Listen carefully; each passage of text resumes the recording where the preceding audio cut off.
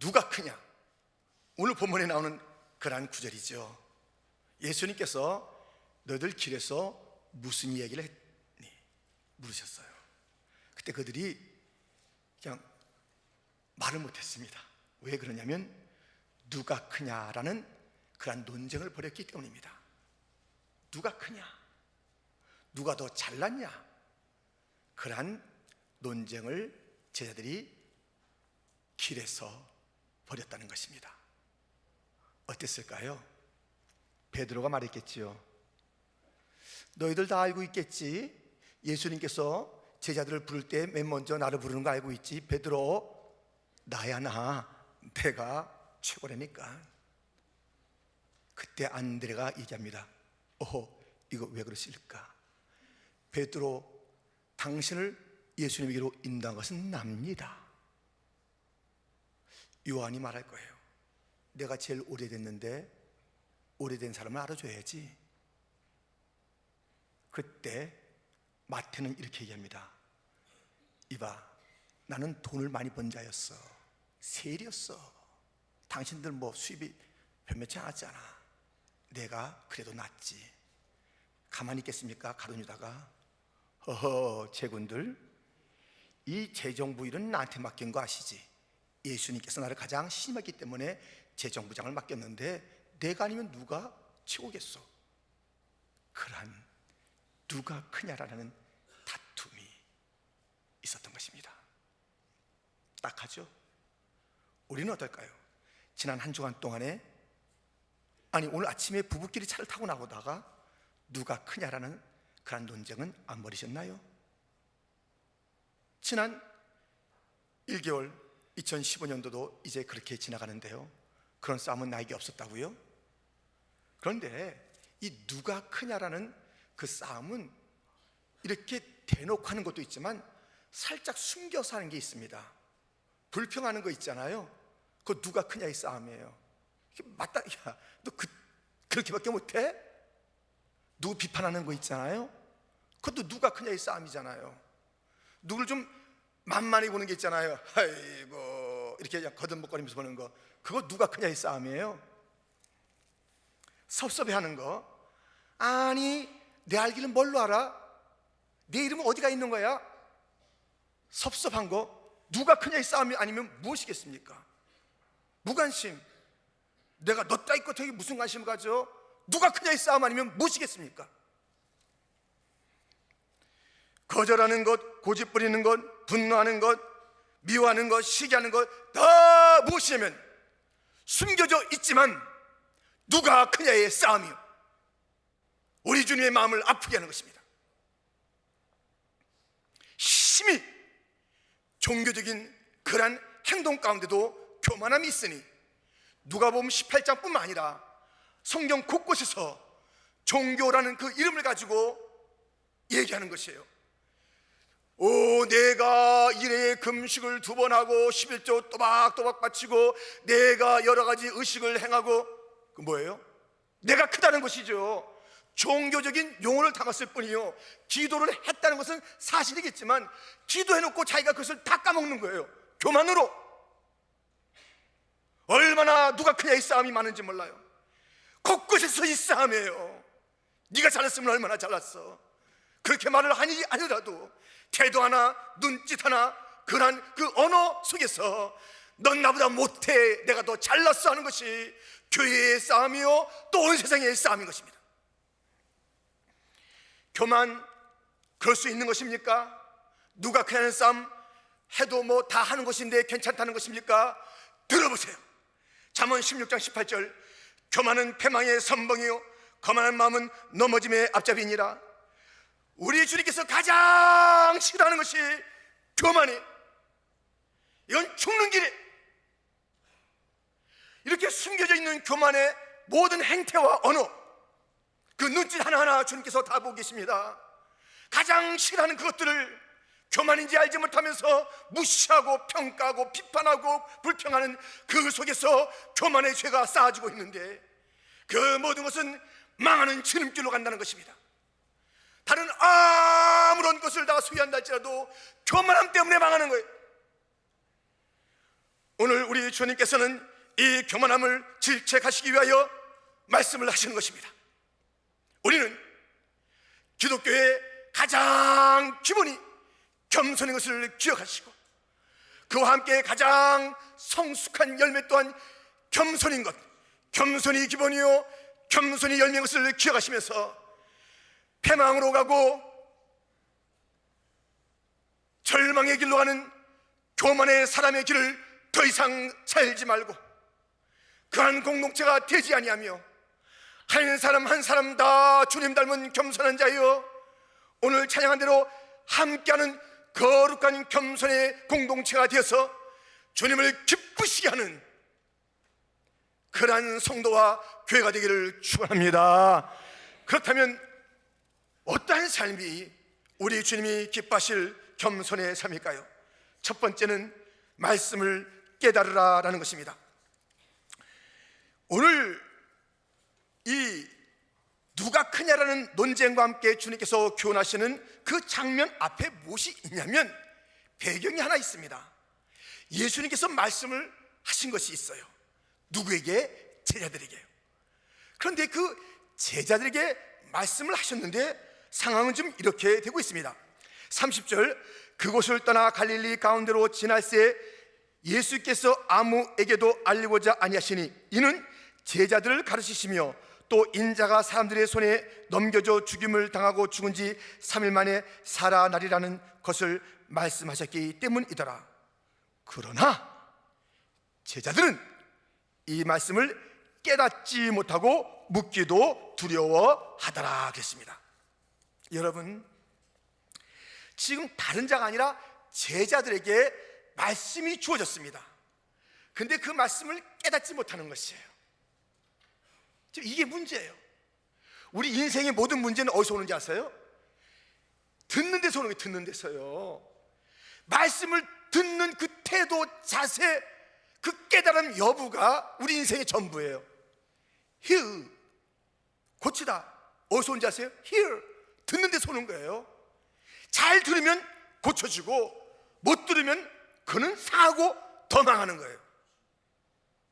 지금 이 제자들이 왜 이런 누가 크냐라는 논쟁을 벌이느냐? 말씀을 제대로 못 들었어요.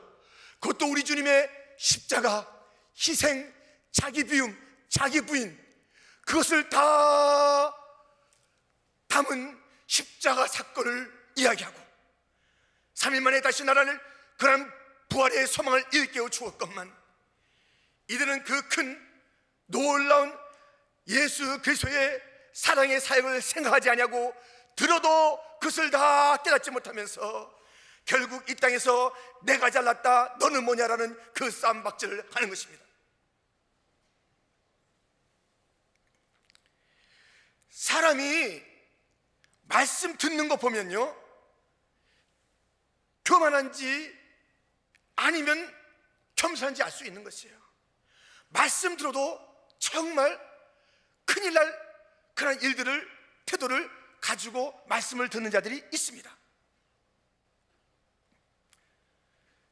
여러분, 이 말씀 들을 때 조는 사람들이 있어요.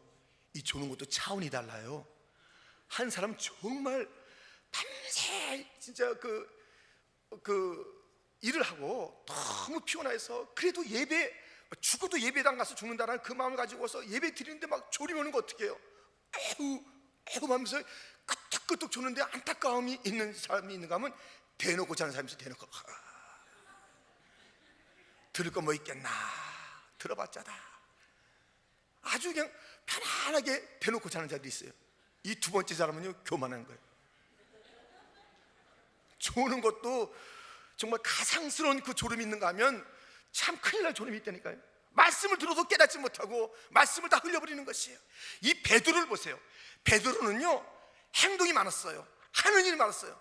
근데 항상 그는 그 행동이 교만함과 덜렁댐과 주님의 마음 아프게 함으로 다 귀착되는 것이에요. 왜? 그는 말씀을 들을 때 항상 자기 편리하게 말씀을 듣는 그런 습관이 있었어요. 이 장면을 들어보세요. 마태복음 16장 21절로부터 이때로부터 예수 그리스도께서 자기가 예루살렘에 올라가 장로들과 대제사장들과 서기관들에게 많은 고난을 받고 죽임을 당하고 제3일에 살아나야 할 것을 제자들에게 비로소 나타내시니 베드로가 예수를 붙들고 항변하여 이르되 주여 그리 마옵소서, 이 일이 결코 죽게 미치지 아니하리이다. 예수께서 돌이키시며 베드로에게 이르시되 사탄아 내 뒤로 물러가라, 너는 나를 넘어지게 하는 자로다. 내가 하나님의 일을 생각하지 아니하고 도리어 사람의 일을 생각하는도다 하시고, 이 베드로 말씀을 듣고 그 알량한 그 자기의 그 지식과 그 이성과 자기의 그 주님을 생각한다는 그 마음으로 십자가를 말씀하시는 예수님, 십자가뿐만 아니라 예수님 말씀하시는 것은 다 진리예요. 절대 진리예요. 예수님 말씀에 대한 우리의 유일한 태도는 아멘밖에 없는 줄 믿습니다. 아멘 하는 것밖에 없는데 거기다가 자기의 생각을 끼집어 넣어요.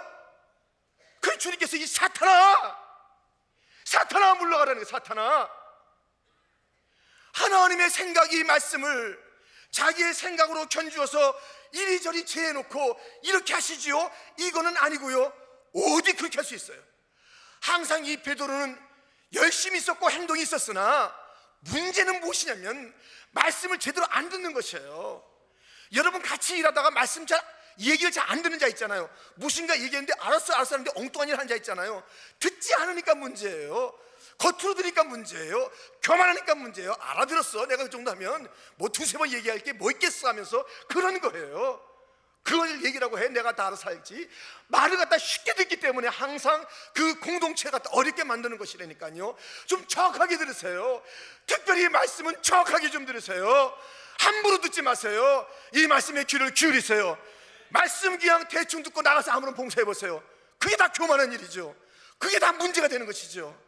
우리 주님께서는 오래 참으시는 주님이세요. 그렇기 때문에 참으로 이 베드로에게 네가 장차 개발아 베드로라는 이름을 장차 너는 베드로가 될 것이야. 이름은 붙여줬으나 너의 이 견감은 장차 후의 일이지 계속 내 마음을 아프게 할 것이야. 내가 알고 있어. 너는 항상 말씀을 경청하는 것보다 행동이 클 것을 내가 알 수 있어. 듣긴 들어도 그것을 잘 귀담아 듣지 않는 그런 삶을 너는 몇 년 살 것이다. 주님이 알고 오래 참으신 거예요. 이 말씀을 제대로 듣지 아니하여서 행동과 봉사는 했으나 교만의 다름 아니었던 그러한 삶의 주인공 베드로, 그가 말씀을 제대로 이제 깨닫기 시작한 것이에요. 사도행전 2장의 십자가와 부활에 대한 설교를 그가 할 때는 이제 말씀을 깨달은 것이에요. 이 십자가, 옛날에는 귀로 들었어도 아무 이해가 안 됐던 그 십자가 사건, 그것이 바로 나를 위한 하나님의 아들의 죽으심, 하나님의 그 사랑의 사건이었다는 것을 절절히 깨닫고 나서 베드로의 그 마음과 태도는 달라진 것이에요. 얼마나 뜨겁게 이 십자가 부활을 증거하며 하나님 앞에 영광을 돌리는지 몰라요. 베드로가 말씀을 깨닫고 나니 그의 삶은 교만한 삶에서, 흔들리는 삶에서 겸손한 삶으로 바뀐 것이에요. 사도행전 3장에는 놀라운 일이 있잖아요. 은과 금은 내게 없거니와 내게 있는 것으로 내게 주노니 곧 나사렛 예수의 이름으로 일어나 걸어라. 그랬더니 그는 걸었네, 뛰었네, 찬양했네. 놀라운 일이 벌어진 거예요. 40년 동안 한 번도 걸어보지 못한 자가 이 베드로의 기도를 통해서 일하게 된 것이에요. 그러니 얼마나 놀라요. 함께 있었던 베드로와 요한에게 한번 만져보고 싶은 거예요. 40년 된 병자를 일으킨 이 베드로, 너무너무 사람들이 놀란 그 상황 속에서 베드로는 이렇게 말했습니다. 사도행전 3장 12절 말씀, 베드로가 이것을 보고 백성에게 말하되 이스라엘 사람들아, 이 일을 왜 놀랍게 여기느냐? 우리 개인의 권능과 경건으로 이 사람을 걷게 한 것처럼 왜 우리를 주목하느냐? 왜 나 쳐다봐? 왜 나 쳐다봐? 내가 한 게 아니야. 예수님이 하신 건데 왜 나 쳐다보냐고.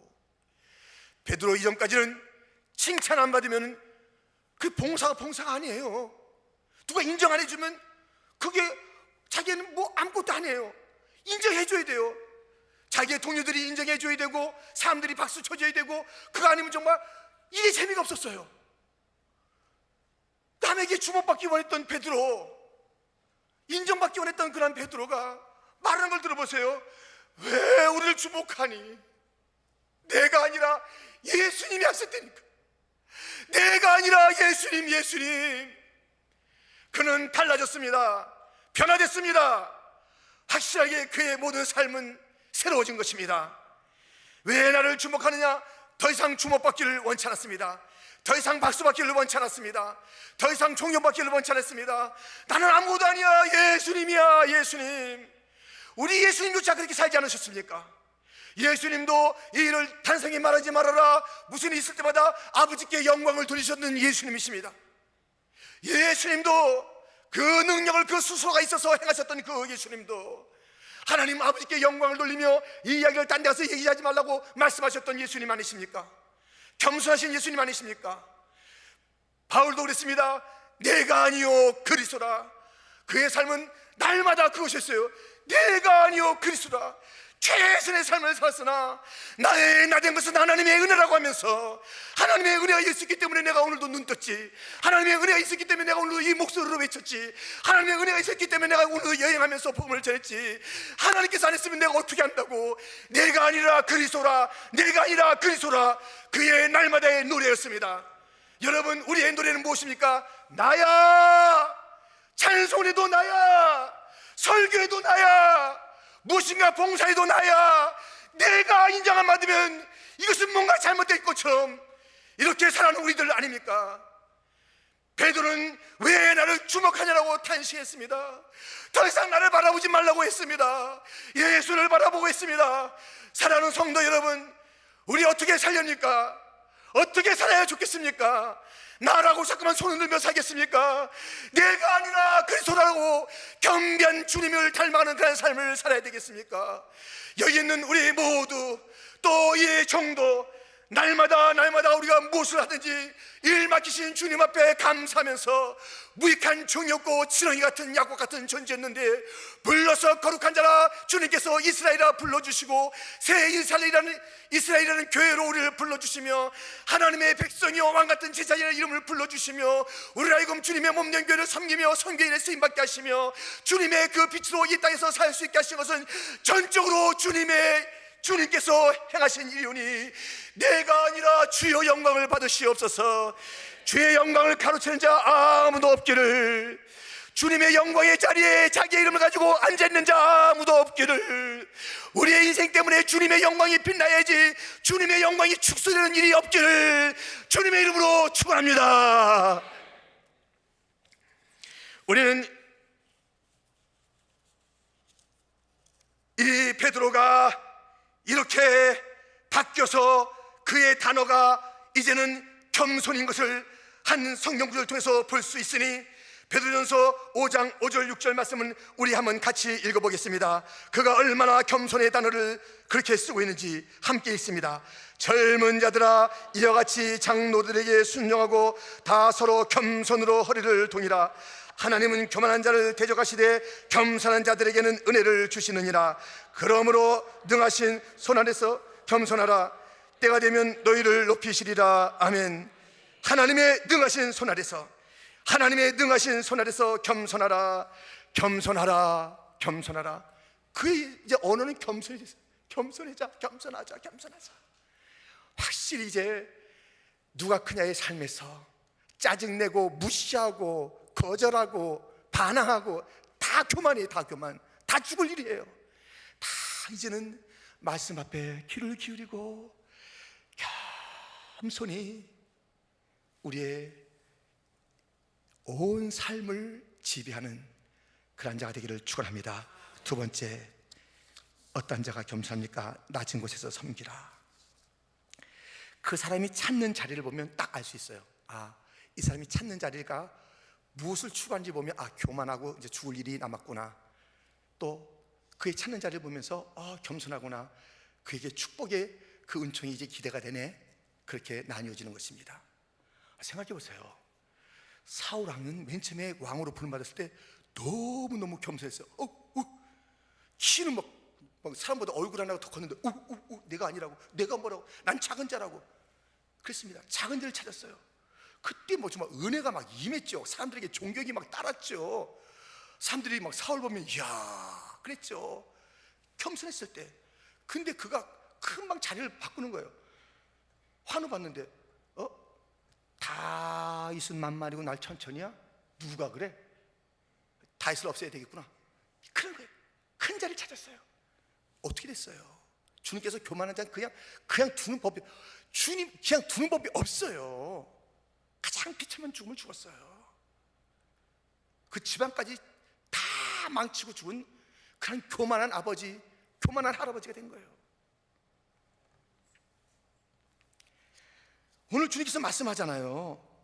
무슨 말씀을 하냐면, 누가 크냐는 그 쟁론 가운데 35절에 예수께서 앉으사 12제자를 불러서 이르시되 누구든지 첫째가 되고자 하면 무사람의 끝이 되며 무사람을 섬기는 자가 되어야 하리라 하시고, 낮아지래요. 끝자리로 가래요. 야고보서 4장 10절, 주 앞에서 낮추라, 그리하면 주께서 너희를 높이시리라. 낮은 곳에 다 그게 다 흘러와요. 좋은 게 다 글로 흘러와요. 낮은 곳에, 낮은 골짜기에 이슬도 하늘의 비도 다 모이는 거예요. 낮은 곳에. 낮은 자가 정말 하나님의 영광을 높일 수 있고요. 그 다음에 편해요. 형제자매들에게 높아지려니까 자꾸만 문제죠. 그러니까 불편한 거예요. 낮은데 누가 잘 안 가기 때문에 거기가 있으면 누가 시비 당하고, 너 안 비겨? 이 낮은데? 이렇게 해서 아무도 없어요. 거기 있으면 누가 시비할 사람도 없어. 낮은 데 있으면요. 높은 데 올라가면 자꾸만 잡아 당기니까는 자꾸만 발을 갖다 끌어내기도 하고 바지 당기기도 하고 허리춤 잡기도 하니까 피곤한 인생인데요. 낮은 데는 걱정하지 마세요. 이 낮은 데 누가 시비 안 건드니까요. 편안한 거, 주 앞에 영광 돌리는 낮은 곳의 사람들. 이사야에는요 종의 노래가 4개 나와요. 그 종은 예수님 메시아, 종으로 오실 예수님을 예언하는 것이며, 또 그를 닮아야 될 성도 교회의 모습이 어때야 되는가를 일러주는 그러한 종의 노래가 있습니다. 그 중에 한 노래를 우리가 들어보겠습니다. 이사야 42장 1절로부터 보면, 내가 붙드는 나의 종, 내 마음에 기뻐하는 자, 곧 내가 택한 사람을 보라. 내가 나의 영을 그에게 주었은즉 그가 이방의 정의를 베풀리라. 그는 외치지 아니하며 목소리를 높이지 아니하며 그 소리를 거리에 들리게 하지 아니하며 상한 갈대를 꺾지 아니하며 꺼져가는 등불을 끄지 아니하고 진실로 정의를 시행할 것이며, 그는 쇠하지 아니하며 낙담하지 아니하고 세상의 정의를 세우기에 이르리니 섬들이 그 교훈을 앙망하리라. 여러분, 이 주님의 그 종 섬기는 자들은요 주님께서 붙잡아 준대요. 기뻐하신대요. 성령도 준대요. 그는요 목소리가 크지 않대요. 목소리가. 그는 또 상한 갈대를 꺾지 않는데요. 꺼져가는 심지 끄지도 않는데요. 그리고 항상 정의로운이란대요. 그래서 모든 자들이 끄덕끄덕하면서 잘했다고 하는 그런 일을 한대요. 여러분, 우리 주님께서 우리를 종으로 부르시고 기뻐하세요. 붙잡으세요. 그래서 그런 자들은 낙심할 필요가 또 없다는 것이에요. 그러니 진정으로 주님을 섬기는 자의 특징이 여기 있잖아요. 그래서 이것과 어울리는 자는 진짜 서번트, 종이에요. 어떤 리더의 일이 있다 할 때도 서번트 리더예요. 우리 예수님께서 서번트 리더잖아요. 종의 리더십을 가졌잖아요. 이것과 어울리지 않은 자가 있어요. 생각해 보세요. 주님께서 붙잡고 있어요. 주님께서 기뻐하세요. 그는 거들먹거리지가 않아요. 목소리가 이리 좀 와봐, 이게 고개를 들고 이렇게 얘기하잖아요. 눈을 이렇게 이리 좀 와봐 이렇게 하지 않아요. 뒷짐지고 이렇게 거만해 없대요. 뭐라 그래도 이렇게 거만하는 것은 그 마음을 나타내는 거잖아요. 그런 자들은 겸손하지 않잖아요. 벌써 교만한 게 딱 나타나는 자들 있잖아요. 그리고 이 상한 갈대 같은 자들은 상대도 안 해요. 아이고 알아서 해라, 이런 거 꺾이든지 꺼지든지 우리 주님께서 이 땅에 오신 게 뭐예요? 나는 섬기름을 받으라는 것이 아니라 섬기러 왔다고 말씀하신 주님께서, 우리 주님은 그 약한 자, 병든 자와 함께 하셨잖아요. 그 주님의 종인데, 우리 주님께서도 그 길을 걸으셨는데 우리가 뭐라고, 우리도 그런 삶을 살아야 되는 거 아니겠어요? 그래야 우리가 그 종, 섬기는 자, 낮은 자하고 매치가 되는, 주님을 기쁘시게 하고 닮은 자 되는 거 아니겠어요? 우리 주님도 무릎 꿇고 수건을 두르며 대야에다 물을 떠다 제자들의 발을 씻겼는데 우리는 그런 것 까딱까하지 않으려고 그래요. 그게 낮은 데서 일하려고 하지 않아요. 잘 보이는 데서 일하려고 하는 것이에요. 그 일도 일인가요? 말씀은, 예배는 제대로 안 드리면서 크게 막 목소리를 외치면서, 전혀 어울리지가 않는 것이에요. 또 쉽게 낙심해요. 절대로 진짜 종들은 낙심하지 않아요. 나를 부르신 이가 하나님, 또 은혜도 주시리라, 이 어려운 일도 주님께서 다 뜻이 있으시리라, 할렐루야. 낙심하지 않는 게 진짜 종이에요. 열심히 일하고 내가 아니라고 하는 것이 종이에요. 우리 어떻게 살아야 되겠습니까? 그냥 이 짧은 세계 속에서 교만 떨다가 망하는 인생 되겠습니까? 아니, 교회 와서조차도, 힘줄 때 가서 힘을 줘야지. 이 교회는 어떤 사람, 아무도 높은 자가 없어요.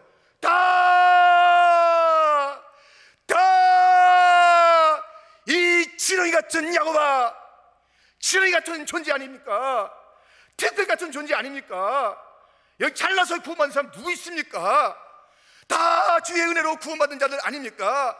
주님께서 그 기능에 따라서 조금 다른 일을 맡겼을 뿐이고, 주님께서는 무엇을 맡았느냐가 중요한 것이 아니라 착하고 충성을 했느냐를 가지고 따지실 터인데, 자기의 맡긴 일에 충성을 다하면 되는 것이고, 여기서 누가 주인 행사할 사람도 없고 큰 소리 칠 사람도 없고, 그 너무 우스운 일이에요. 주님께서 막 어이가 없는 거예요. 이게 왜 이러냐, 에스겔서 보라고요.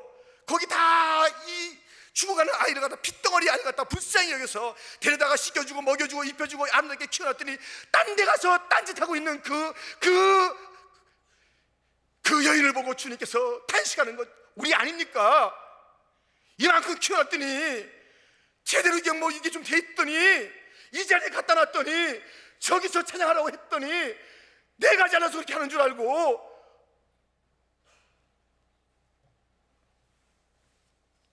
아닙니다. 우리 이 종의 노래를 부를 때 부끄럽지 않는, 종의 노래를 갖다 우리가 참으로 말씀을 들을 때 부끄럽지 않는, 너무너무 그 말씀에서 보여준 예수님과 닮아가는 그러한 섬기는 자, 낮은 곳에서 섬기는 자가 다 되시기를 주님의 이름으로 축원드립니다. 세 번째는 또한 어떤 자가 겸손한 자입니까? 어린 아이를 영접하는 자인 것입니다. 우리 주님께서 36절 37절 보세요. 어린아이 하나를 데려다가 그들 가운데 세우시고 안으시며 제자들에게 이르시되, 누구든지 내 이름으로 이런 어린아이 하나를 영접하면 곧 나를 영접하며, 누구든지 나를 영접하면 나를 영접함이 아니요 나를 보내신 이를 영접함이니라. 어린아이를 영접하라는 것이에요. 영접은 예수님 보여주셨잖아요. 안았어요. 그리고 특별한 의미가 있는 존재라는 것을 그에게도 알게 했고, 그 어린아이가 알죠. 그 당시 어린아이들은요 정말 아무것도 아니었어요. 어린아이들은 아무것도 아니었어요. 집만 대고 귀찮고 그랬어요. 어린아이란 존재는 정말 그 모든 자들이 고개를 흔들 그런 문화였다고요.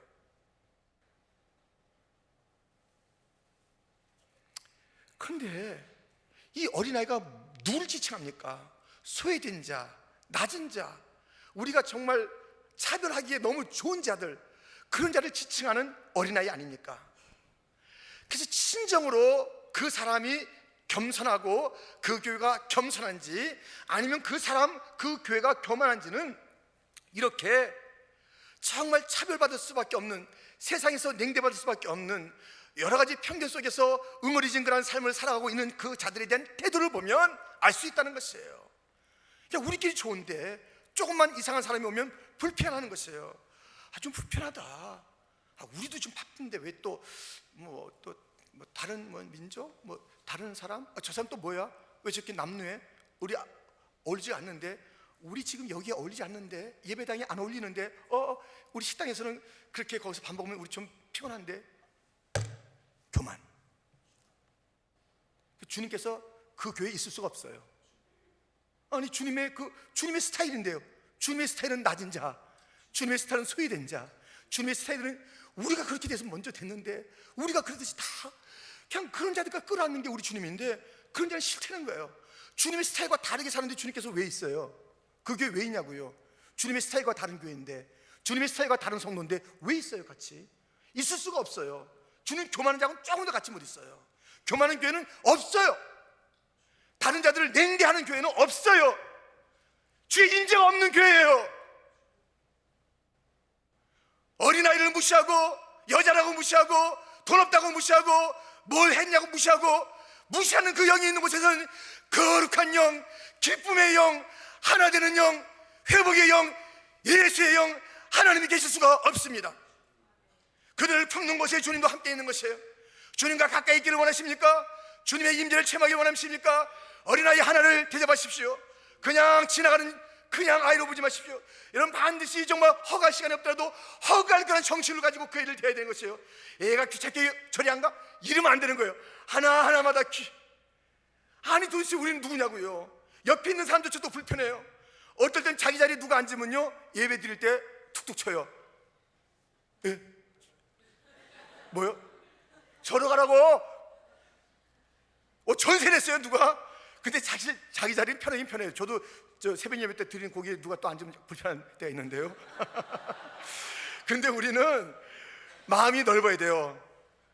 내게 강 같은 평화, 내게 바다 같은 사랑. 노래는 잘하죠. 바다, 그게 무슨 바다 같아요? 조금만 누가 불편하면 접시 같은, 내게 접시 같은, 그렇게 불러야 돼요. 종지라고 그래요. 종지에도 못 들어가는 그 인생들, 그게 다른 사람의 이야기가 제 이야기예요.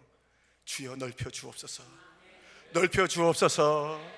누구든지 품게 하여 주옵소서. 그럼 주님께서 임재하시는 거예요. 예수님도 임재하고 성령도 임재하고 우리 주님 탄식하지 아니하고 하나님도 임재하는 곳이 바로 누구든지 끌어안는 곳, 특별히 어린아이 같이 차별받기에 마땅한 그런 소외된 자들을 끌어안는 교회가 되고 성도가 될 때 그런 일이 있을 줄 믿습니다.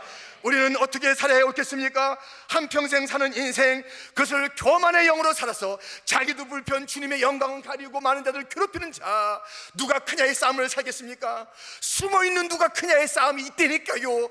길 중에서가 아니라 자기 아내에게도, 자녀에게도, 식구에게도, 그 누군가에게도 누가 크냐의 싸움을 계속 벌인 자들이 있는 것이에요. 저거 되겠어? 저거 이거 되겠어? 이 밥이 이게 무슨 맛이야? 하나하나 불평마다 내가 있으면 더 잘했겠다, 그런 거 아니겠어요? 그게 누가 크냐의 싸움 아니겠어요? 주님께서 정말 눈 뜨고 못 볼 그런 인생 아니겠냐고요. 우리 모든 것 속에서 우리 다 감쌉시다. 무슨 음식을 먹든지 맛있게 먹읍시다. 누구든지 참 잘한다고 그럽시다. 여러분, 누굴 보면은 잘하는 거 있을 거 아니에요? 그 잘하는 거 칭찬해주고 또 아쉬운 거 있을 거 아니에요? 그거 하지 말고 기도해 주세요. 그 단점은 기도하라고 준 것이에요. 우리 다 서로 단점이 있으니까 서로 그 연약함을 위해서 기도할 뿐이에요. 그 사람께 있는 좋은 점을 얘기해 주면 될 거 아니에요? 왜 우리 그렇게 거꾸로 살아요? 좋은 점 하나도 얘기 안 해주고 자기하고 비교해서. 여러분, 그렇게 하지 마세요. 그렇게 하지 마세요. 우리 교회는 겸손한 교회가 됩시다. 주님이 칭찬하는 교회가 됩시다. 마침내 주님께서 임재하셨다가 높여주는 그러한 교회가 됩시다. 하나님 나라에서 높은 자가 진짜 마지막 승부를 우리가 걸어야지, 이 땅에서 성공과 이 땅에서 잘된과 이 땅에서 칭찬이 우리의 최후의 승부가 아니에요. 진짜 최후에 웃는 자는 저 하늘에서 웃는 자예요. 하늘에서 이 땅에서 낮고 낮은 것을 찾아서 섬겼기 때문에 주님께서 그 하늘에서 높여주는 그때 최후의 승자가 됩시다. 최후의 웃는 자들이 됩시다.